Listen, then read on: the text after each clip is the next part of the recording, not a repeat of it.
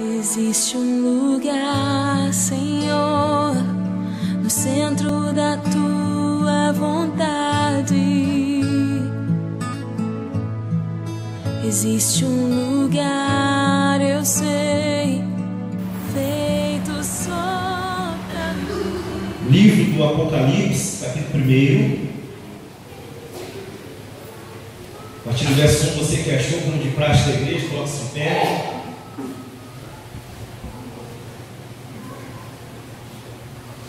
Apocalipse, capítulo 1. Amém? Amém. Diz assim a palavra do Senhor. Ó. Revelação de Jesus Cristo, que Deus lhe deu para mostrar aos seus servos as coisas que em breve devem acontecer, que ele, enviando por intermédio do seu anjo, notificou a seu servo João, o qual atestou a palavra de Deus e o testemunho de Jesus Cristo, quando a tudo o que viu. Bem-aventurado aqueles que leem e aqueles que ouvem as palavras da profecia e guardam as coisas nelas escritas, pois o tempo está próximo.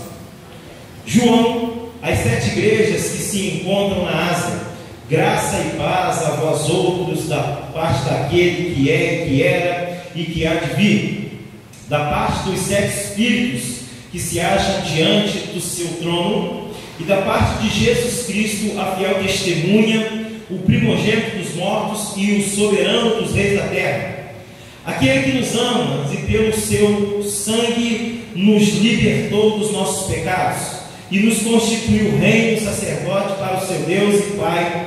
A ele a glória, o domínio pelos séculos dos séculos. Amém.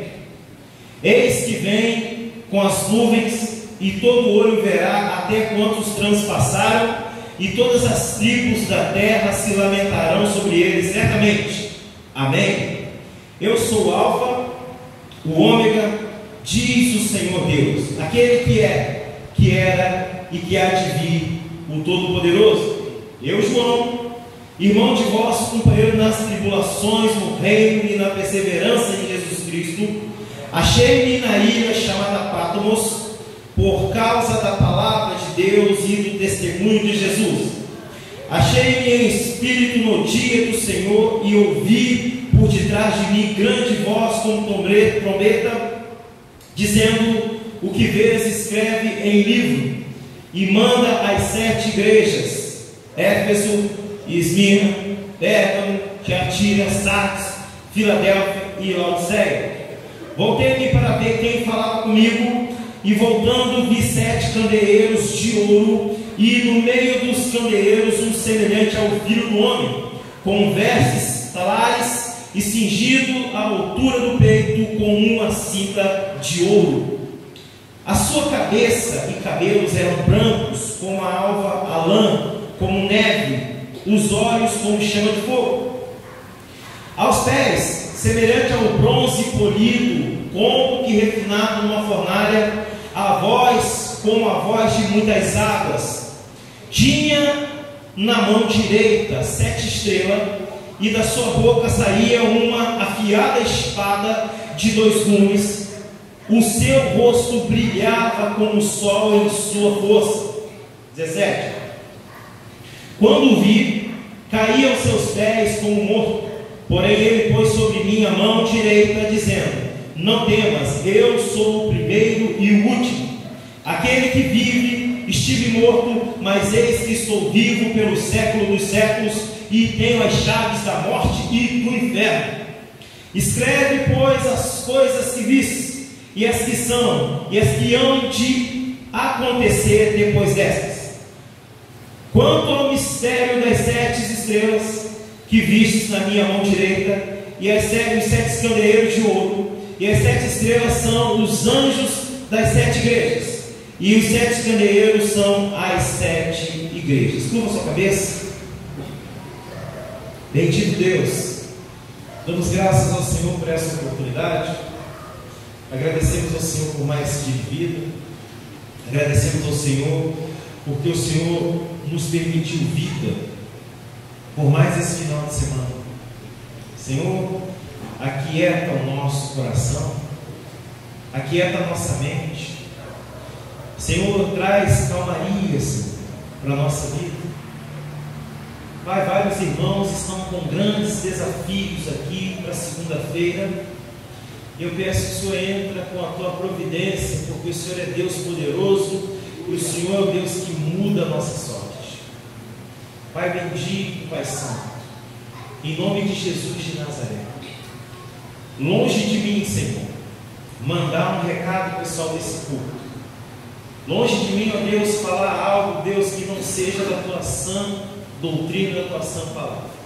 Livra-me, ó Deus, de usar essa tribuna, ó Deus, para as minhas convicções, e sim, única e exclusivamente para a pregação da tua palavra, que é o que faz a gente ter renovo, que nos vivifica. Assim eu te louvo, te glorifico em nome de Cristo. Amém e amém.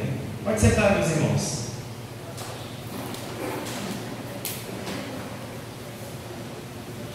Nele começa e nele termina. Nós vamos bater um papo aqui sobre esse texto aqui do livro de Apocalipse. Hoje na escola bíblica dominical a gente comentou alguma coisa a respeito. E esse é um livro muito rico, é um livro muito bom para a gente poder entender as doutrinas das últimas coisas. Então, Apocalipse vem do grego apocalíptico, que significa revelação.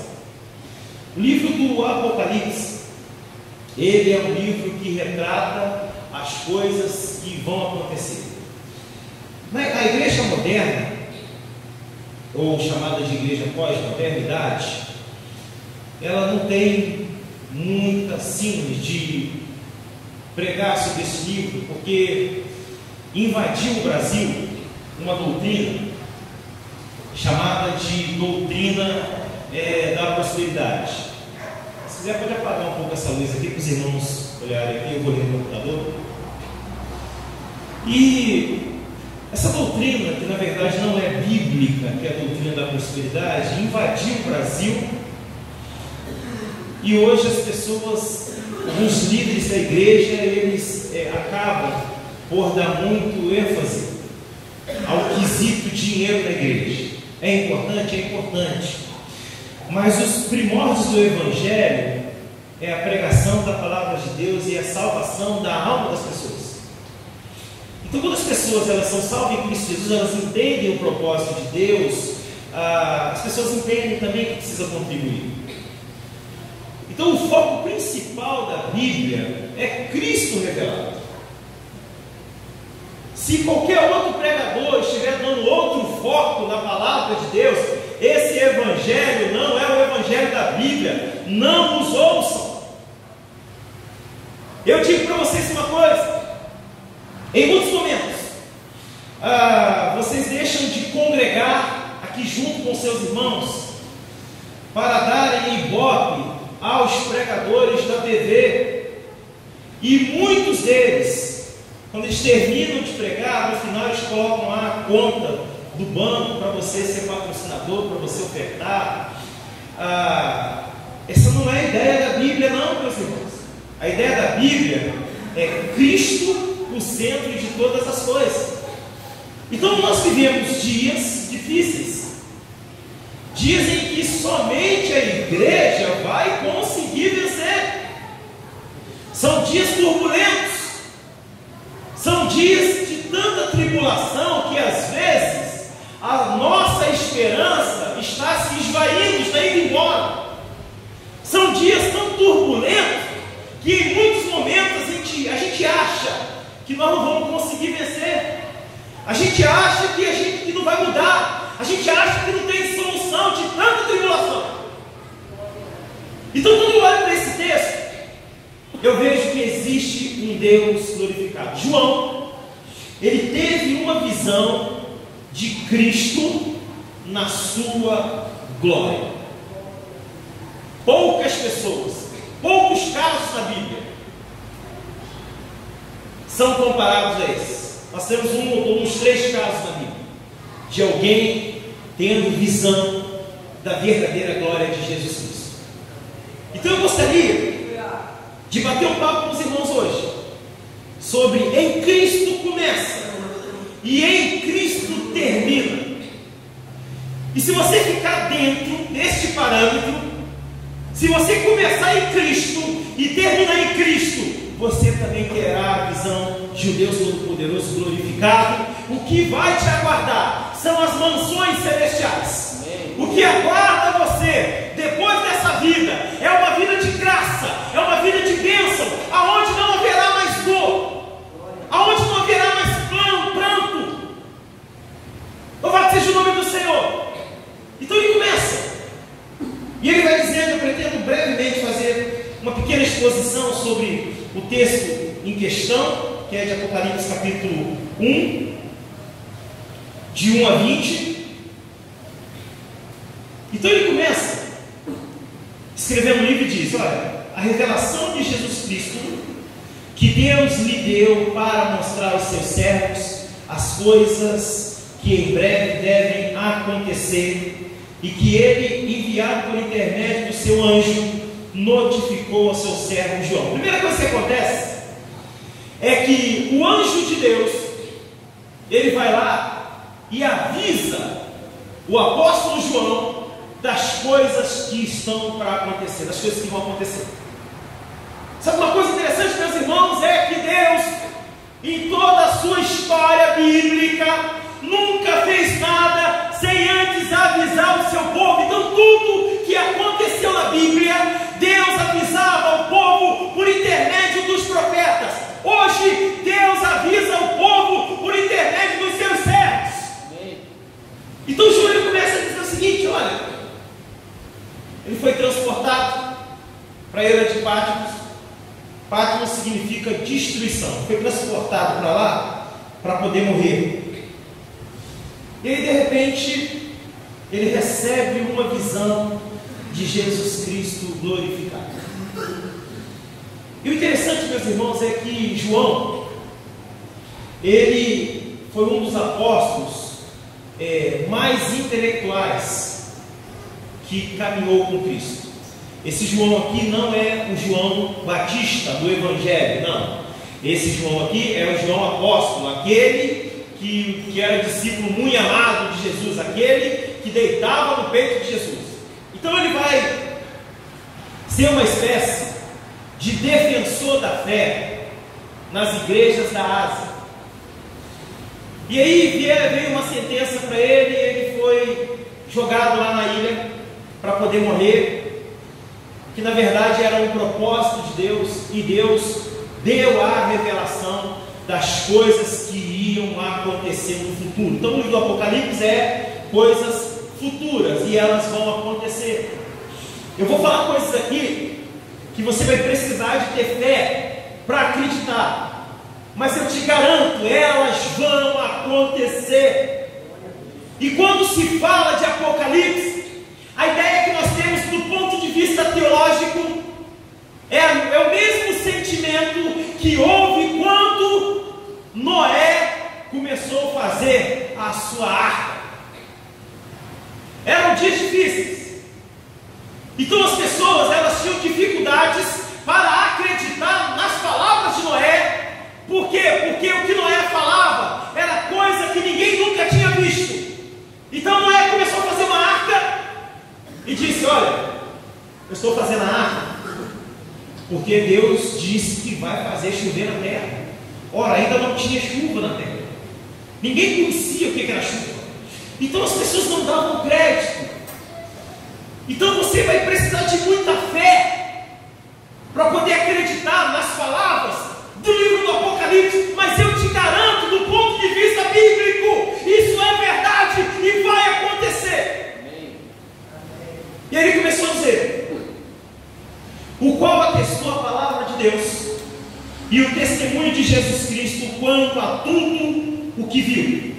Bem-aventurado aqueles que leem e aqueles que ouvem as palavras da profecia e guardam as coisas nelas escritas, pois o tempo está próximo. Então João, ele recebe a revelação, tem uma visão, e aí o anjo fala para ele: olha, bem-aventurado, ou seja, macarios em grego, ou seja, privilégio. Privilegiado é aquele que ouve essas palavras e as guarda. Sabe uma coisa interessante, meus irmãos? É que quando ele está dizendo que bem-aventurado aqueles que ouvem as palavras e as guardam, ele está dizendo o seguinte: é aqueles que têm cuidado de obedecer essa palavra. Então João está dizendo o seguinte: olha, é um privilégio para você ouvir e também guardar dentro do seu coração as palavras desse livro. E ele vai dizer o seguinte: olha, eu fui a testemunha, eu vi todas as coisas, eu vi o que vai acontecer, e isso não vai demorar. E talvez você esteja ouvindo falar que o mundo vai acabar, os tempos vão acabar. E teve um tempo atrás aí que um monte de videntes tentaram fazer previsões. Tinha uma máxima aí que 2000 chegará e 2000 não passará. Isso não é bíblico, não. Como diz a minha mãe, Dona Vitória, isso é conversa para boi dormir. Sabe por quê? Porque nós não sabemos o dia e nem a hora, nós só sabemos que vai acontecer. Então ele vai e continua dizendo: olha, o tempo está próximo. Quando a gente analisa essa questão da palavra do tempo, a gente consegue ter aqui uma ideia do que ele quis dizer. Ele está dizendo o seguinte: olha, o tempo que aparece para a gente aqui, kairos, egos, significa que haverá um tempo específico para que essas coisas aconteçam. João está dizendo que o dia do Senhor é o dia da onde essas coisas vão acontecer. Então a única coisa que ele diz: está próximo. Por que ele coloca a expressão está próximo? É porque ele tinha esperança que esse tempo poderia cumprir-se ainda no seu tempo de vida. E João, ele começa a escrever o livro do Apocalipse, e ele tem uma visão completa, tanto da glória de Deus, como também do sofrimento dos desobedientes. João, ele tem uma visão daquelas pessoas que padeceram em Cristo, daquelas pessoas que pagaram o preço para servir a Deus, e ele também tem uma visão daquelas pessoas que viveram uma vida desregrada, daquelas pessoas que não fizeram conserto com Deus. E ele consegue ver a recompensa da igreja, que é traduzido também por galardão, prêmio da igreja. E ele também consegue enxergar o castigo e a punição dos ímpios. E ele continua dizendo mais: bem-aventurado aqueles que leem e aqueles que ouvem as palavras da profecia e guardam coisas nelas escritas, pois o tempo está próximo. Então João recebe a revelação, e o que ele faz agora com aquilo? O próprio anjo vai dizer para ele: olha, você vai pegar tudo que você está vendo e ouvindo e vai escrever, vai colocar no livro. A palavra aqui é grafo, significa escrito, é a mesma raiz de grafia. E por que Deus faz isso? Ele diz o seguinte: João, você precisa escrever o que você está ouvindo. Você precisa registrar o que você está vendo, porque isso vai servir de testemunho. E aí ele começa a falar qual é o propósito de tudo aquilo que ele estava vendo. Versículo 4 vai dizer: João, as 7 igrejas que se encontram na Ásia, graça e paz a vós outros, da parte daquele que é, que era e que há de vir, da parte dos 7 espíritos que se acham diante do seu trono, e da parte de Jesus Cristo, a fiel testemunha e o primogênito dos mortos e o soberano. Então, no primeiro momento, João, ele recebe a revelação, ele recebe a profecia e vai encaminhar para as 7 igrejas da Ásia. Uma forma de entender sobre essa questão das 7 igrejas da Ásia é entender que a revelação do Apocalipse não era apenas restrito às 7 igrejas, e sim a toda a igreja do mundo. Por que ele coloca que o Apocalipse está direcionado às 7 igrejas da Ásia? Quando ele coloca e direciona o livro do Apocalipse às 7 igrejas da Ásia, é porque João, tinha domínio, tinha conhecimento dessas igrejas. E uma coisa interessante de notar é que quando ele manda a revelação do livro do Apocalipse para as 7 igrejas da Ásia, a representatividade para nós são igrejas diversas. E João, ele tinha uma ideia. João sabia que essa profecia deveria ser comunicada de várias formas, mas que a igreja deveria comunicar essa profecia. Então por isso ele manda para as 7 igrejas. Então se você estudar sobre as igrejas, que não é o nosso foco aqui, você vai ver que cada igreja tinha uma característica. Então cada igreja tinha a sua forma, a sua maneira de comunicar essa revelação. E na verdade, isso é um ato de misericórdia de Deus, dizendo o seguinte: eles vão poder comunicar de várias formas a palavra da profecia. É por isso que naquele último dia você não vai poder dizer para Deus: Senhor, eu não fui para a igreja porque lá não podia vestir calça. Eu não fui para a igreja porque lá não podia cortar cabelo. Eu não fui para a igreja porque lá não podia jogar bolas. Deus não vai engolir essa sua, não. A representatividade das palavras da profecia para as 7 igrejas é dizer o seguinte: Deus já estava prevendo que nos nossos dias haveria uma espécie de diversidade de igreja, e que cada igreja teria sua forma de comunicar a palavra da salvação. Então nós os congregacionais temos uma maneira de comunicar o Evangelho. Os neopentecostais têm outra maneira de comunicar o Evangelho. E Deus respeitou essa diversidade dentro da igreja. Por isso Ele pega a revelação do Apocalipse e distribui entre 7 igrejas. Podemos interpretar que Ele distribuiu as palavras da profecia em vários tipos de igreja para serem comunicadas ao povo de diversas maneiras. Então, meu irmão, você precisa criar raiz. Você precisa se achegar mais a Deus. Tudo que está escrito na Bíblia vai se cumprir.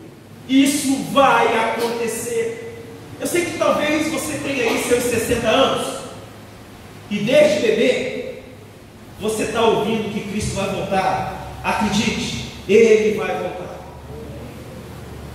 Sabe por que de alguma forma, às vezes nós achamos que isso pode não acontecer? Sabe por que de alguma forma as pessoas vão dizer que isso aqui é apenas uma alegoria? É porque nós somos imediatistas.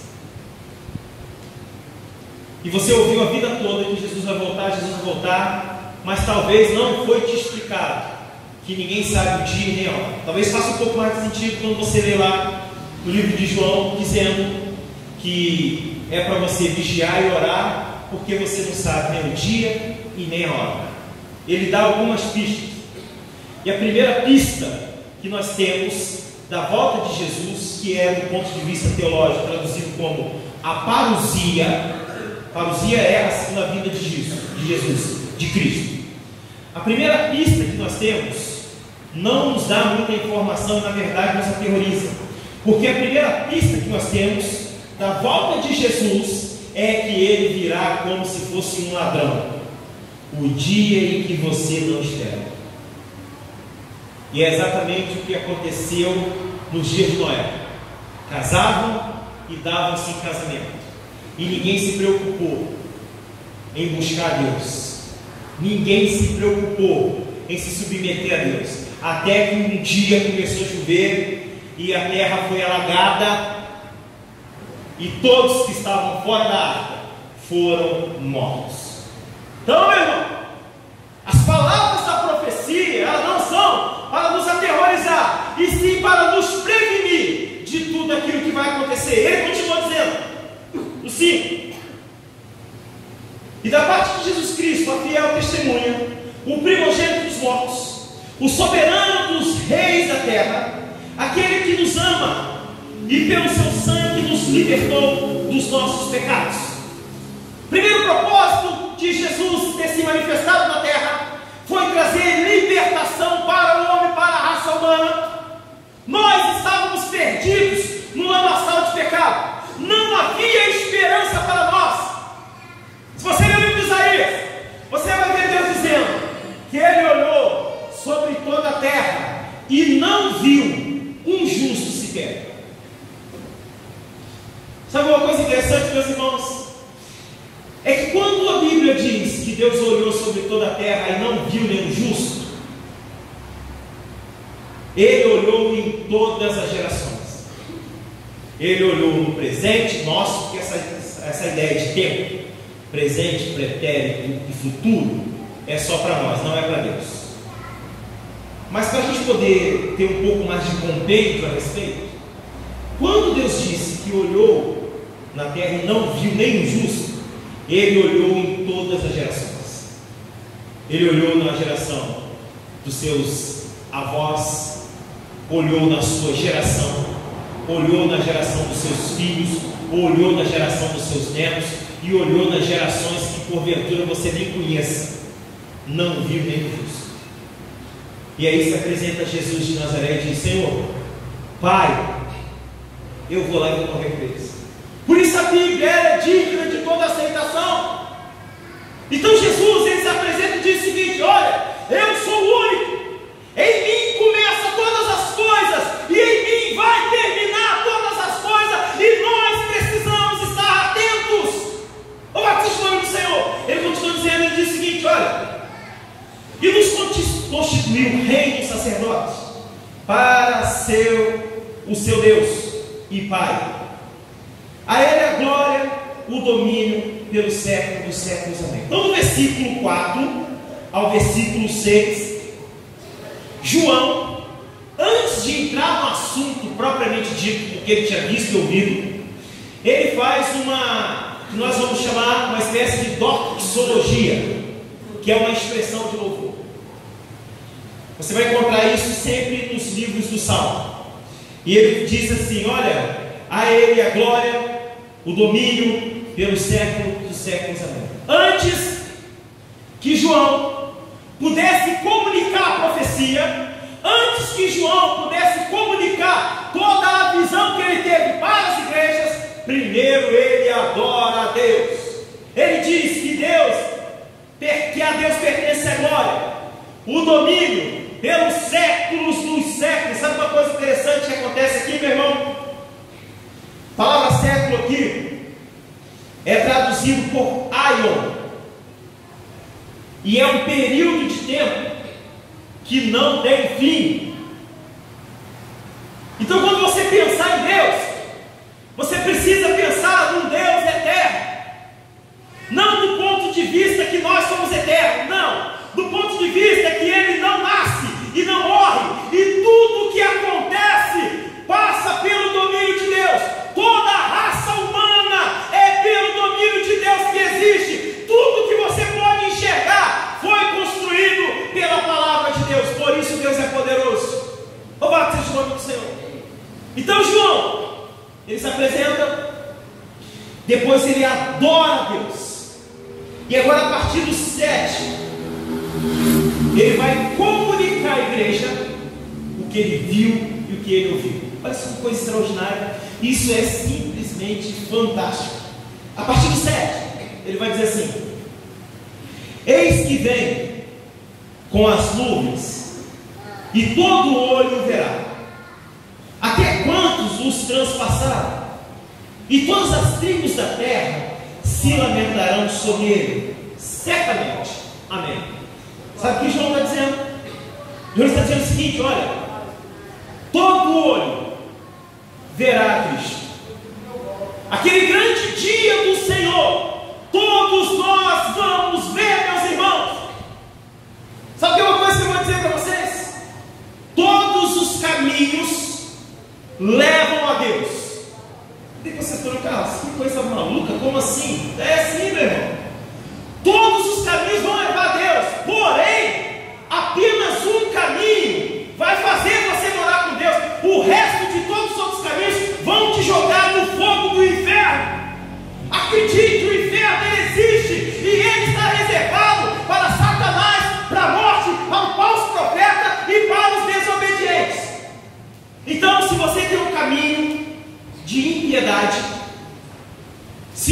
caminho é um caminho de pecado.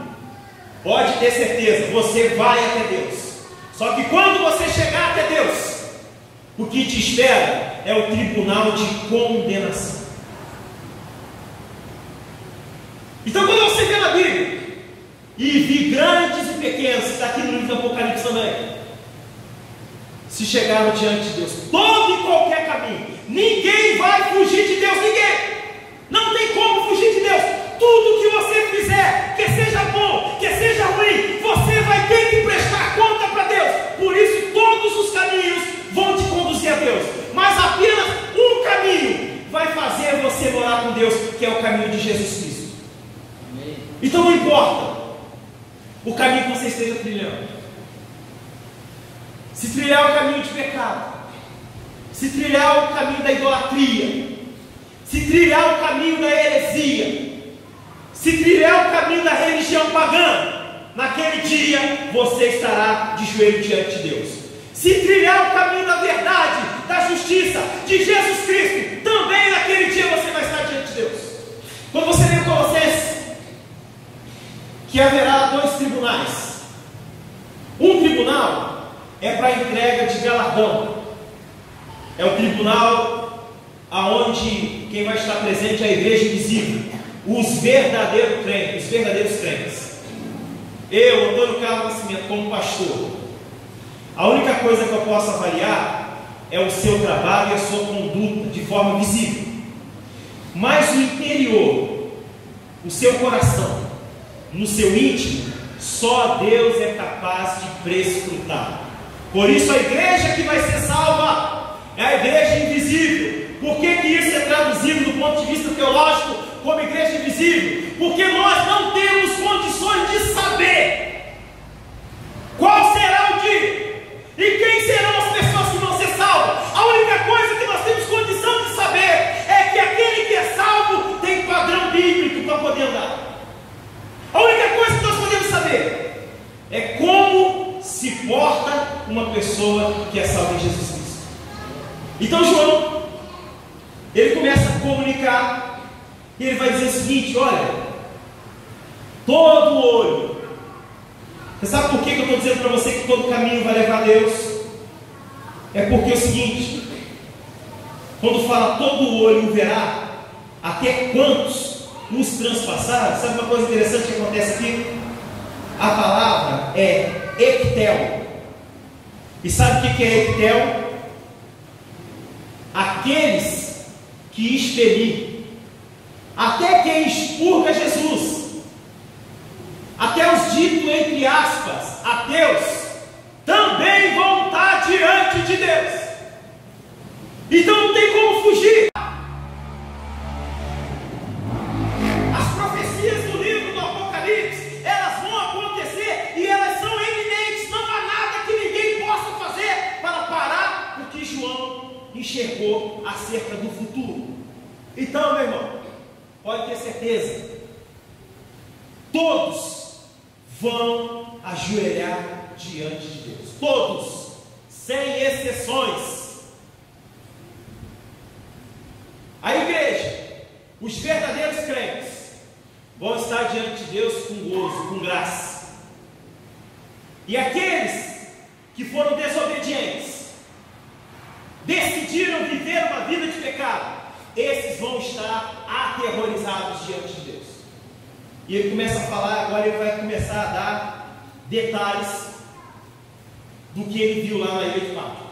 Então, no versículo 8 ele vai dizer assim: eu sou o Alfa, eu sou o Ômega, diz o Senhor, Deus, aquele que é, que era e que há de vir, o Todo-Poderoso. Eu, João, irmão vosso e companheiro na tribulação, no reino e na perseverança em Jesus Cristo, achei-me na ilha de Patmos por causa da palavra de Deus e do testemunho de Jesus.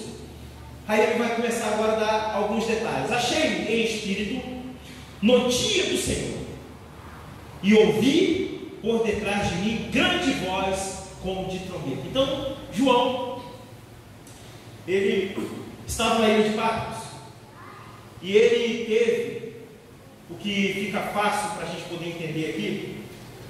uma espécie de transe. Como assim transe? Exatamente, ele teve uma visão e ele foi levado pelo Espírito exatamente no dia aonde essas coisas começaram a acontecer. Poucas pessoas da Bíblia tiveram essa oportunidade de ver essas coisas. E o que vai acontecer aqui? Aqui no versículo 10, João vai dizer assim: olha, em espírito eu fui transportado até o dia do Senhor. E aí ele começa a dizer o seguinte, que começou a ouvir um monte de coisas, e a voz que ele ouvia era uma voz muito poderosa, ela tinha som de muitas águas, e começou a falar para ele, e ela tinha som também de trombetas. Quando João ele tem essa visão, ele é equiparado ali a Paulo. Você vai ler lá, não precisa abrir por conta do nosso tempo, mas se você ver lá em 2 Coríntios capítulo 12, verso 2, você vai ver que Paulo também teve um sunto, um pequeno flash da visão da glória de Deus. Paulo vai dizer que foi arrebatado até o terceiro céu. Então poucas pessoas da Bíblia tiveram essa visão da glória de Deus, e João, ele teve essa visão, e no versículo 11 ele começa a dizer, dizendo: o que vês, escreve em livro, e manda às 7 igrejas, Éfeso, Esmirna, Pérgamo, Tiatira, Sardes, Filadélfia e Laodiceia. Voltei para ver quem falava comigo, e voltando vi 7 candeeiros de ouro, e no meio dos candeeiros um semelhante ao filho do homem, com vestes talares, e cingido à altura do peito com uma cinta de ouro. Então, depois que João ouve a voz, ele volta para poder ver quem é que estava falando. E quando ele olha, ergue seus olhos, ele tem uma visão gloriosa do dia do Senhor e de Cristo glorificado. Até então, a única visão que João tinha de Jesus era de um homem sofrido, de um homem de dores e de um homem que estava disposto a sofrer para cumprir a missão de Deus. Era a única visão que João tinha, porque a visão que João tinha de Jesus ainda era aquela visão humana. Então, pela primeira vez, João enxerga Jesus em sua glória. E aí a primeira coisa que ele consegue enxergar é que ele vê 7 candeeiros de ouro. Bom, 7 candeeiros de ouro era uma espécie de luz, e é traduzido também como candelabro. Em algumas traduções também é chamado de aminorá. O que era o candelabro? O candelabro era uma espécie de estante onde eles colocavam ali os focos para poder fazer luz na casa. E quando João diz que viu 7 candeeiros, João está dizendo que viu os anjos das 7 igrejas iluminando o povo através de sua palavra. Porque quando se fala de candeeiro, se fala de luz. E talvez faça um pouco mais de sentido quando você lê lá em João, o Evangelho agora, João Evangelista dizendo o seguinte, que ele era a luz dos homens. E aí, repara um detalhe interessante, e ele dá uma pista fantástica para nós. Ele diz, olha, vi 7 candeeiros de ouro, versículo 13. E no meio dos candeeiros, semelhante a filho do homem, no meio dos candeeiros, semelhante a filho do homem, com vestes talares, e cingido à altura do peito, com uma cinta de ouro. Aí, se você ler o texto com bastante cuidado em casa, você vai ver o que ele faz. Imediatamente, a estrutura literária do texto começa a dar algumas pistas e foca nesse que ele viu entre os 7. Então, a partir do versículo 14, ele vai dar as características daquele que se destacou entre os 7. Ele vai dizer o seguinte, versículo 14: a sua cabeça e cabelos eram brancos como a alva lã, como neve. Ele continua. Os seus olhos, como chama de fogo. Os seus pés, semelhante ao bronze polido, como que refinado numa fornalha. A voz, como voz de muitas águas. Então você observa que João dá tantos detalhes, que isso lhe chamou a atenção. Então, quando ele olha para os candeeiros, ele enxerga um semelhante ao filho do homem, que lhe chama a atenção. Então, o que ele enxerga? Ele diz o seguinte: olha, os seus cabelos são brancos como a alva lã. Essa é uma referência que você vai encontrar lá também no livro de Daniel. Daniel capítulo 7, verso 9. Olha que coisa interessante. Daniel, um dos profetas, depois de Isaías, Ezequiel, Daniel. Abre aí, Daniel 7, 9.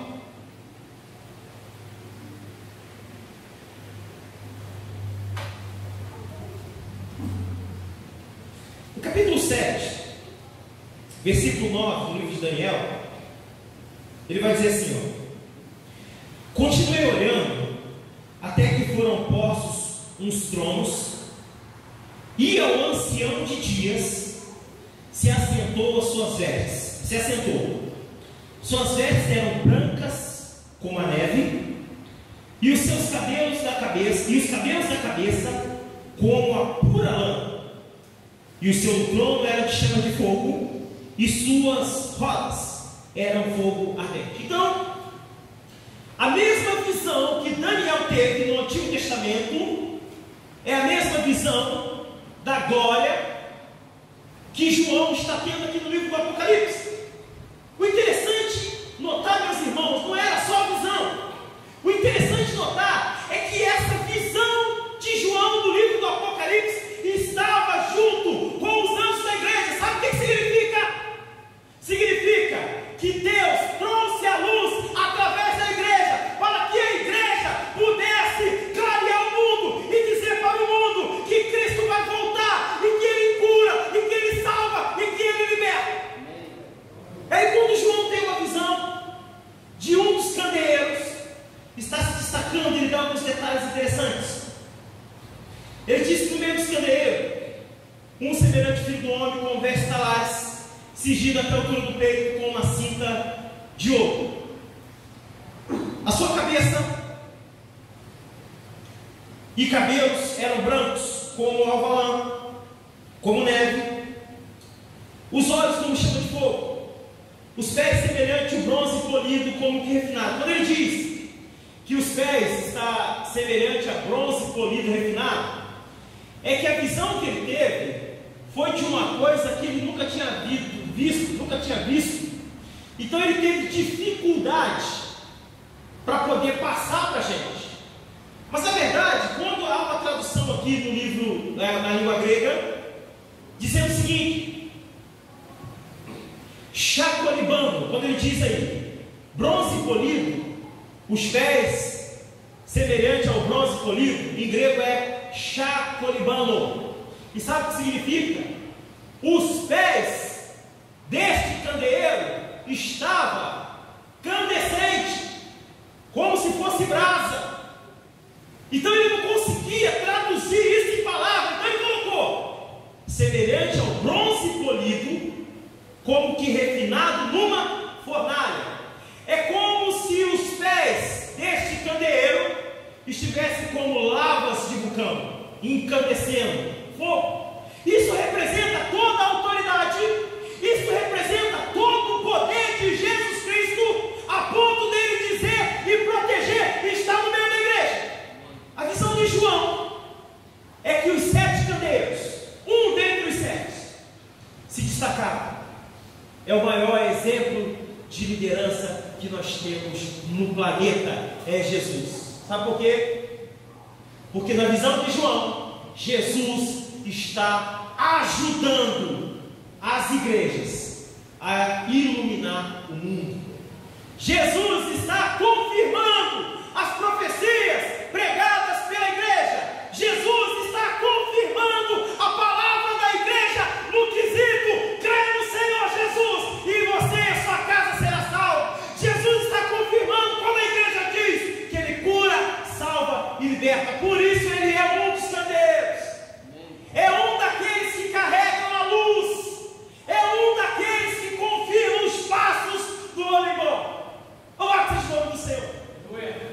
Então João, ele fica meio extasiado, e ele não consegue definir bem o que ele está conseguindo ver. Então ele tenta explicar com algumas palavras. Por isso que quando a gente lê o livro do Apocalipse, nós temos dificuldade de interpretar os símbolos. Por isso que às vezes é um pouco necessário você lançar a mão da língua em que o texto foi escrito originalmente. Ele segue dando mais detalhes, olha. 16.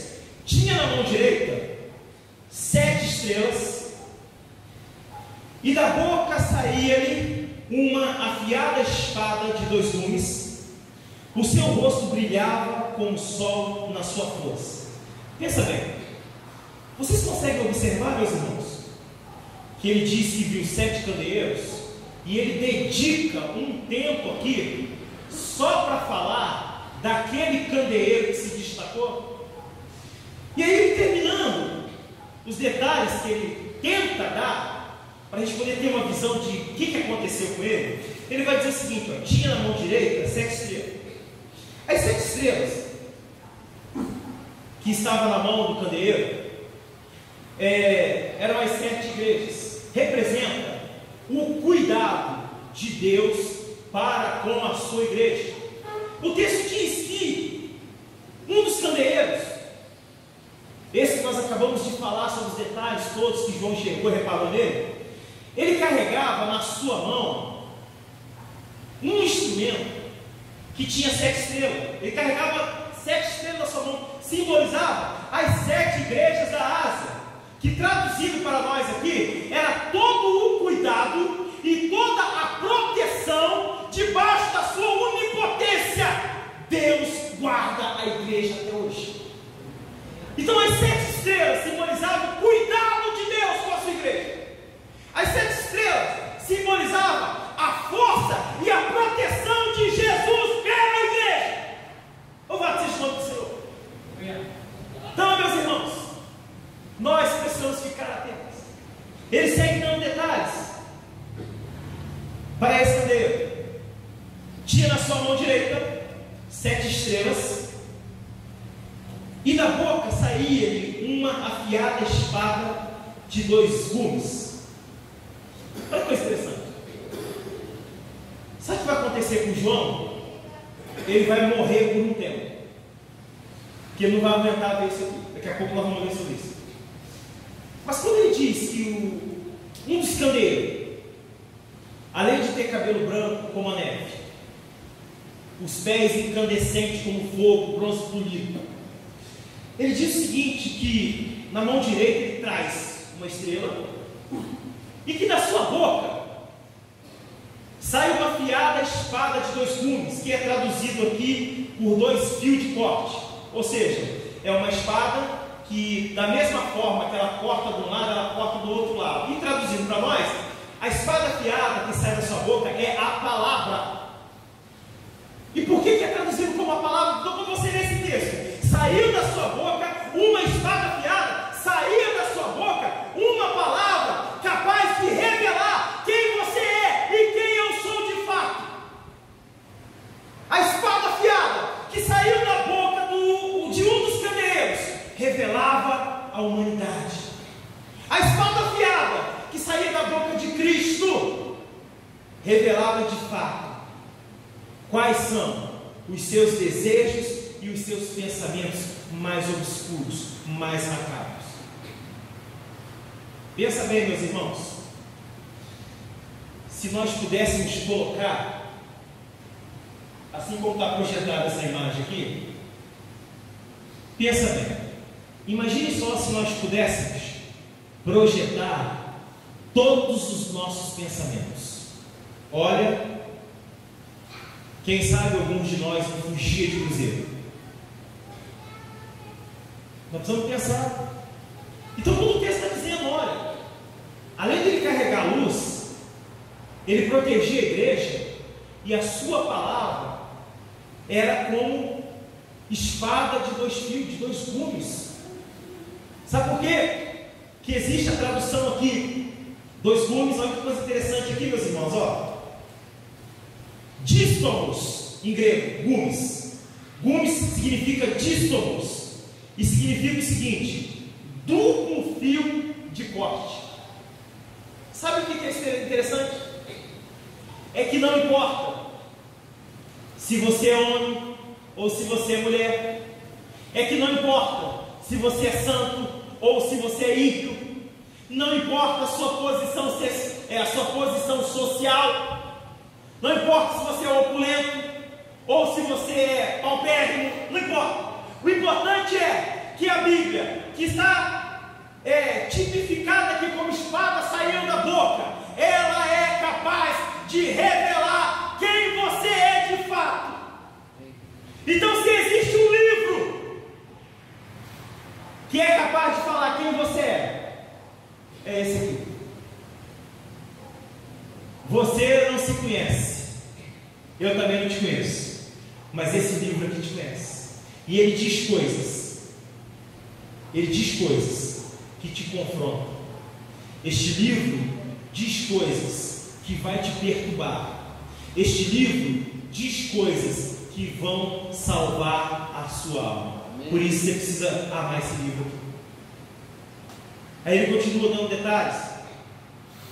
Então nós já sabemos que a espada aqui que saía da sua boca afiada era a palavra. Aí ele continua dando mais um detalhe. Ele diz o seguinte: a espada afiada dos teus gumes, o seu rosto brilhava como o sol na sua força. Vamos pensar um pouquinho só. Você, por exemplo, que já foi na praia, ou se você está num lugar assim muito seco, onde não tem árvore, o sol está queimando. Lá no Rio a gente chama de estar arrebentando uma mona. Esquentava tanto que ela estourava. A gente pegava aquela bolinha e colocava no chique. É uma vida boa de infância. Ninguém lembra disso? Pelo amor de Deus, eu tenho 40 anos, lembro. Me ajuda aí, gente, por favor. E aí, sabe o que acontecia? Você já tentou olhar para o sol? De repente é o sol de meio-dia. Você já tentou olhar para o sol sem óculos, sem uma proteção? Você sabe por que o seu carro tem aquele negócio aqui dentro que chama de quebra-sol? Exatamente para não prejudicar a sua visão, porque se a luz bater, você não consegue enxergar. Aí agora vem comigo aqui para o texto. João está dizendo que o seu rosto era como o sol na sua força. Não era como o sol de 10 horas da manhã, que é aquele sol gostoso de você pegar, e o sol de 4 horas da tarde também, que é benéfico segundo a medicina. Não, era o sol de meio-dia, era o sol de 2 horas da tarde. E João disse que o rosto desse candeeiro era brilhante como o sol na sua força. E aí sabe o que vai acontecer com ele? O que acontece com todo mundo que tentava olhar para Deus em sua natureza pecaminosa. Olha agora, versículo 17, olha o que vai acontecer com ele. Quando vi, caí a seus pés como morto. Por que eu estou te afirmando? Que ele ficou morto e de repente Deus o ressuscitou ali, porque Deus tinha como propósito para que ele não morresse, para que essa verdade fosse comunicada. Por que eu estou te afirmando que quando João disse que caiu como morto, ele estava morto? Porque a palavra que aparece aqui é necros. Daí vem a palavra necrotério. E o que é necrotério para nós? É lugar de festa? Necrotério é lugar de gente morta. Sabe uma outra coisa interessante? Ele não consegue olhar para o rosto desse candeeiro, porque brilha como se fosse um sol, e aí ele não aguenta e morre. E você vai ver algumas pessoas que tiveram essa experiência. Abra sua Bíblia para o livro de Isaías, capítulo 6.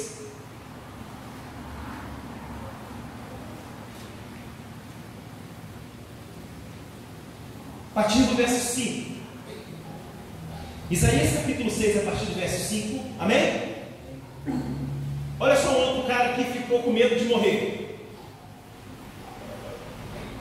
Então disse eu: ai de mim, estou perdido, porque sou homem de lábios impuros, e habito no meio de um povo de impuros lábios, e os meus olhos viram o Rei, o Senhor dos Exércitos. Então um dos serafins voou para mim, trazendo na mão uma brasa viva, que tirara do altar com uma tenaz.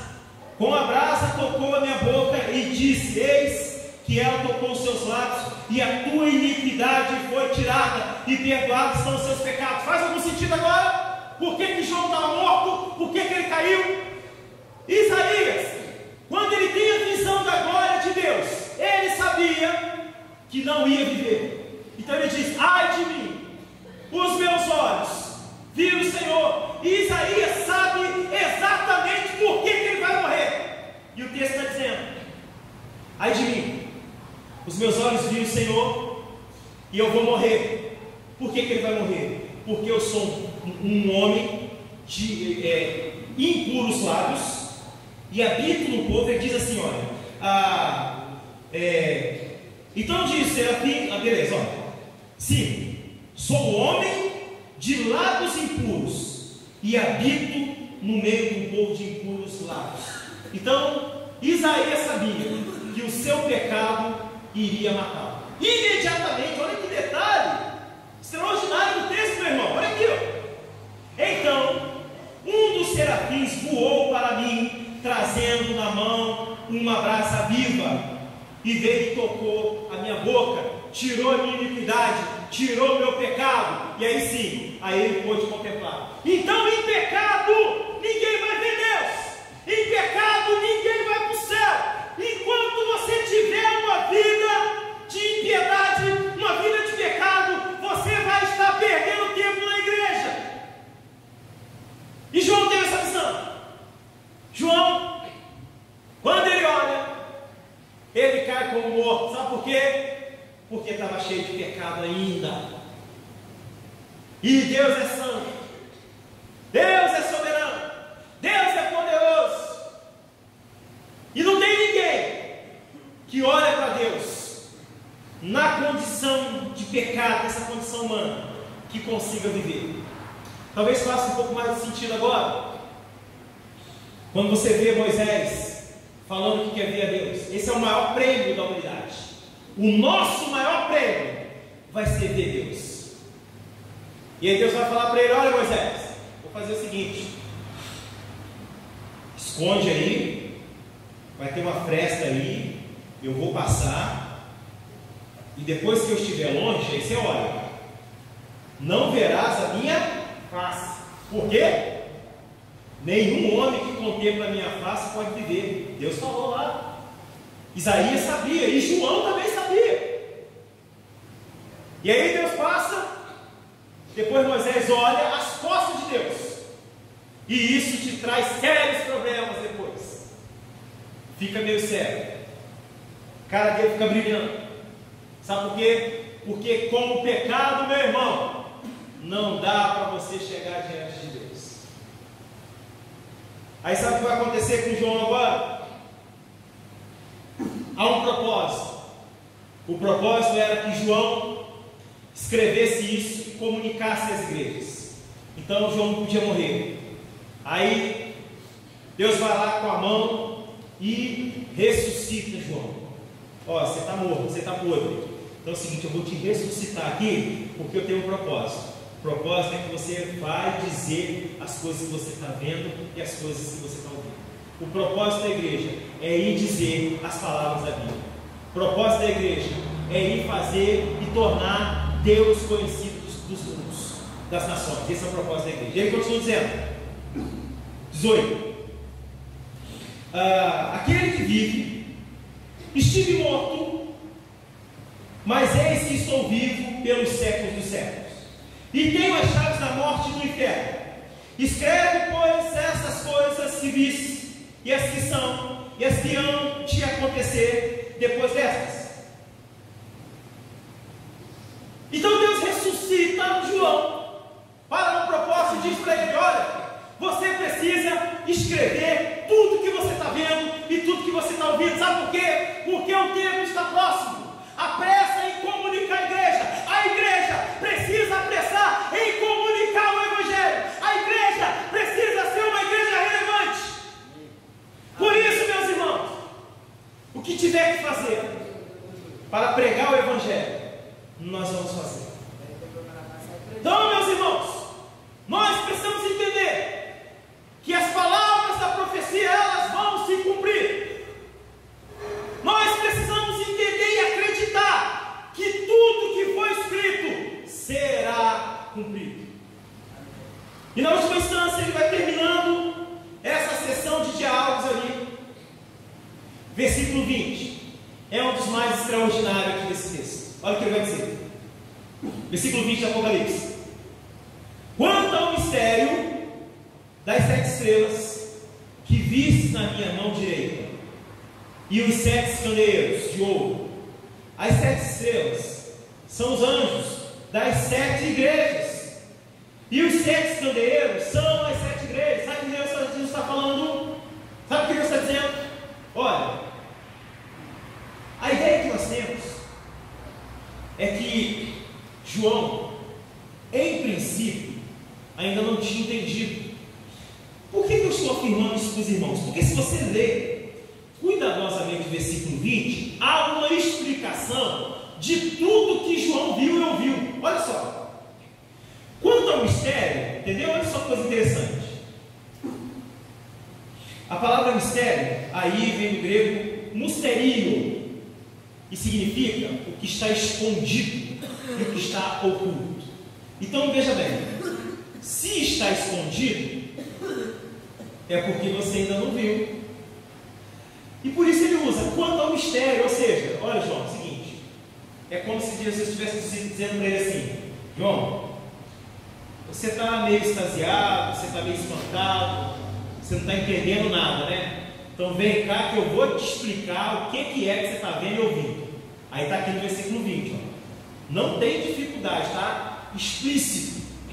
Quanto ao mistério, ou seja, quantas coisas você não está entendendo, das 7 igrejas, estrelas, das 7 estrelas, que viste na minha mão direita, e os 7 candeeiros de ouro, aí ele explica, ó, João, as 7 estrelas que você viu, são os anjos das 7 igrejas, os líderes da igreja.